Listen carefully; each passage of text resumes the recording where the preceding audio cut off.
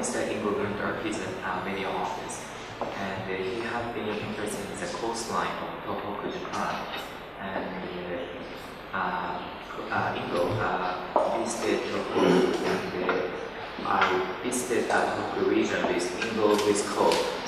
And actually, the founding of the pine tree is from the town of Ingo, and it's a kind of collaboration. And I'd like to ask Ingo Günther why he came up with the idea of planting pine tree and the role of art. Such answer in English. Ist es besser in Deutsch oder shall I speak in English? It doesn't matter. I'll do it in English for the sake of it. So when I came to Japan for the first time, maybe more than 20 years ago, 25 years ago actually, I really wanted to go to the coast to see how to feel I'm on an island and to see the Pacific, and I had a very romantic idea of what Japan is. So I walked in southern Japan to the coast. It took about maybe 1 hour early in the morning. I was very much jet lagged, and I saw that the coast didn't really exist. I mean, it was concrete. It's just complete concrete covers. It was kind of depressing to see that.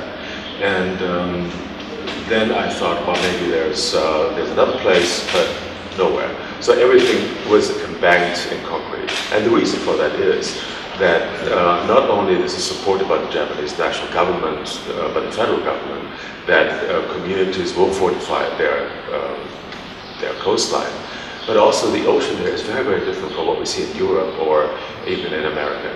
Because Japan, tectonically speaking, is almost on this shelf that is about to drop into the ocean.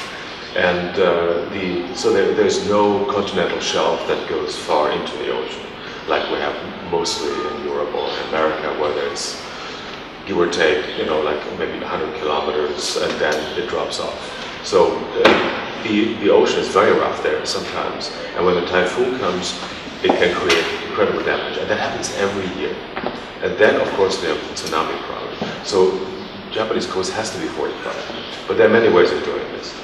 In any event, my romantic image of Japan was kind of in contrast with the reality.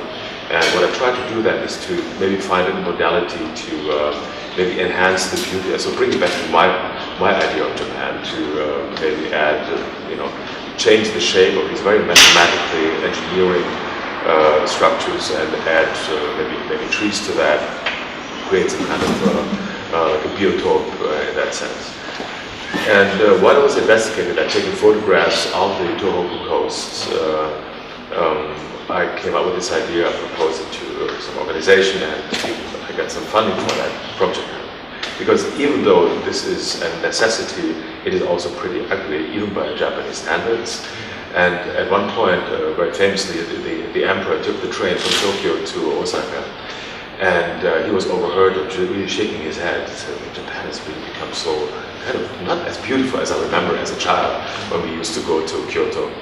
And somebody said, okay, then we have to have a fund to have some of these things removed. So in a way, the Japanese government now sponsors the sort of increased fortification of the coast against erosion, and at the same time has a fund to remove this to make it more sort of in tune with nature. So that's, I think, the interesting duality that I thought I could work with.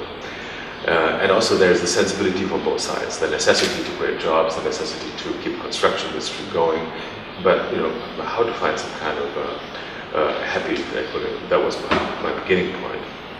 And I thought, as a foreigner, it's a fantastically weird thing to propose this, to talk about Japanese aesthetics to a Japanese audience.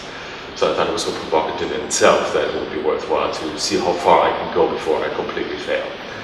And but so strangely, then 2 years later, I happen to have another project in a science museum in Japan, and I'm arriving on March the 10th and March 11th, just 1 hour into sort of checking my work, which was a huge sphere, started to swing, and everything started to shake, and I realized, well, this is a real earthquake. And then it got worse and worse and worse, and instead of lasting, I think 20 seconds, which was the Osaka or the Kobe earthquake, it lasted 5 minutes. So I and my team were really shaken, but everything was very composed. We walk out, and I'm getting a note on my iPad, saying, okay, big destruction in northern Japan. Then I talked to my team members, and they said, I'm very sorry, I think a lot of people died. And I said, no. We are totally prepared. Nobody can possibly die from a tsunami. And then, of course, unfortunately, this is not the truth. And it was only then, I think, that most Japanese people realized that something very extraordinary has happened. Because in Tokyo, it was a big earthquake, but it was not dramatic in any way. So then the news came in, and it was pretty bad. After 1 week, I returned because everything was closed, but the mentality of everybody I was working with, like, don't worry, just stay where you are, Japan will handle this. And everybody, even individuals that I work with, good friends, dear personal friends, became representatives of the national organization of Japan. It's a very strange situation. Even I felt very guilty for leaving, even though I couldn't work, but I felt like, well, maybe I should leave. And emails came in from my friends, get out of it.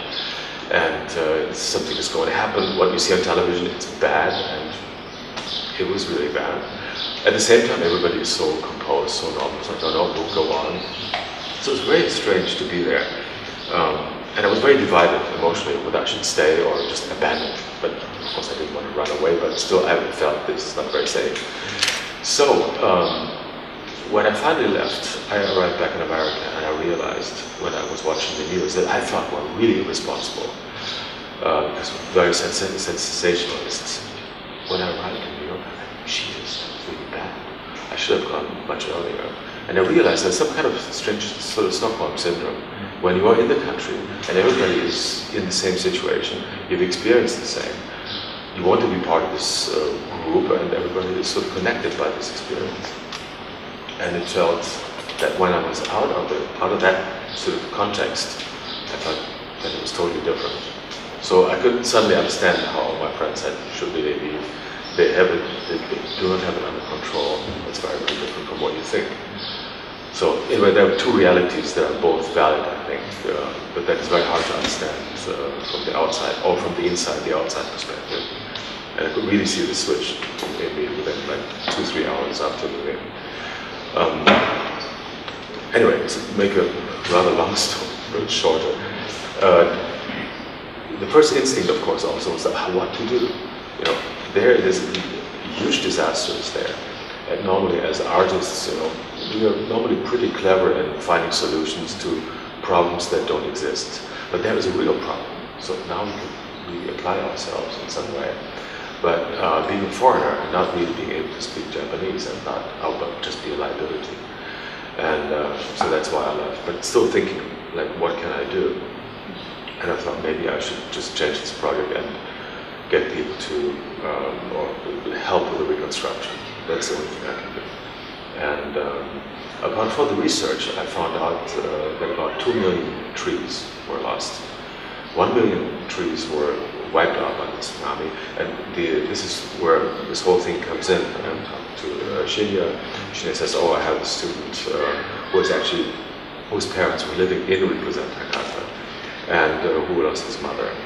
And Rikuzen Takata is now kind of famous in Japan for having that one single pine tree that survived, because they had Matsubara is 80,000 pine trees that were really magically beautiful. They were right at the coastline, in the sand, and it's about like maybe 5-6 kilometers long pine tree area. And these pine trees were planted there 300 years ago by some daimyo who didn't like the sea wind and didn't want to be bothered by the salt, and also wanted to fortify the coast. So using pine trees that are impervious to salt is a really known strategy in Japan. And this is one of the most beautiful results of fortifying the coast, because they didn't have concrete at that time, so they used the trees, and it worked beautifully. And these trees are something like 30-40 meters tall, and all of them got wiped out. And when we went there finally a few weeks ago, you could really see at about 1 meter height they were all broken off.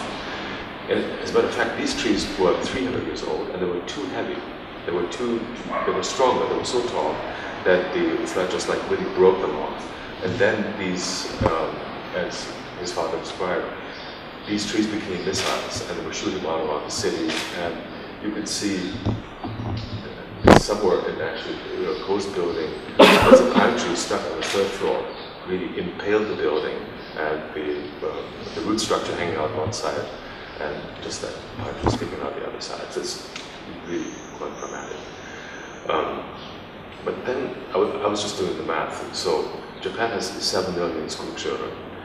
If only every 7th child will grow one pine tree, then we can replace at least 1 million trees that were lost. The other 2 million trees, by the way, were lost by the fires. And then there's maybe another million will be lost because where the seawater hit, that's the Japanese sort of national tree, the sugi, the Japanese cypress, cannot tolerate seawater. So all those trees, there's this sort of like brown line along the coast where the first 2 or 3 trees that were sort of inundated with seawater, they started to die. So that we can see now after 2 months that there's another layer of trees that were impacted. So I think in terms of what we can do constructively, yes, we can try to get people to grow trees, and then I thought, yeah, it's maybe not exactly the most efficient process. But on the other hand, to have people connected to the area, to have people be able to go to grow a tree for maybe 1 or 2 years, and then to go there and plant a tree might be. And there's so many Japanese that want to do something. And of course, there's so many benefit organizations, and there are no plays, there are concerts, everything's like Japan Stay Strong. But individually, just beyond giving money, there's very little that you can do, except you can go and volunteer. But most Japanese have a very tight schedule, so there's really not much time that they can. I mean, during holidays, many people go, and they have 160,000 volunteers constantly there. But as we were there, we talked about it, it's still not enough. And then the area around the power plant, there's basically nobody.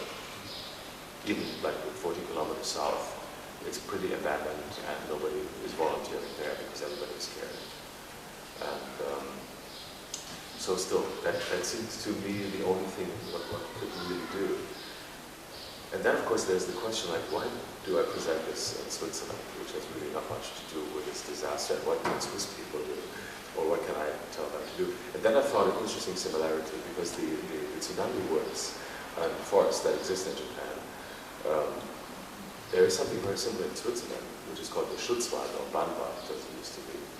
And exactly the same logic is behind that. So that's why I thought maybe at least that we can test this idea, we can see how Swiss people react, and how they will, if they will accept, if we give them the seed, and that they can grow and essentially contribute something like the black pine tree in Japan. But the equivalent of the black pine tree in Japan and Switzerland would be the, in German it's called Lärche, the larynx are large, and because it has a fantastic root structure, it cannot be knocked over by the winds. So it's very, very useful in the sort of Schutzwald or protected forest constructions in the Alps. But of course, there are many problems, because we don't even know if the seeds that we're offering here, if they'll work at that specific height. But anyway, we think it's a good reminder that this exists, and that these trees do something wonderful for nature and for humans. So please take some if you can. And in maybe in a month or 2, we'll try to find a way to distribute the information and see if we can convince others to partake in Japan, especially. Because even if people would grow pine trees here, you cannot really transport them. And in the soil, there may be little so-called nematodes that have already been introduced to Japan that are actually killing pine trees. So it's a very delicate thing. So as we're still learning, we're trying to do something. That's all I can say right now.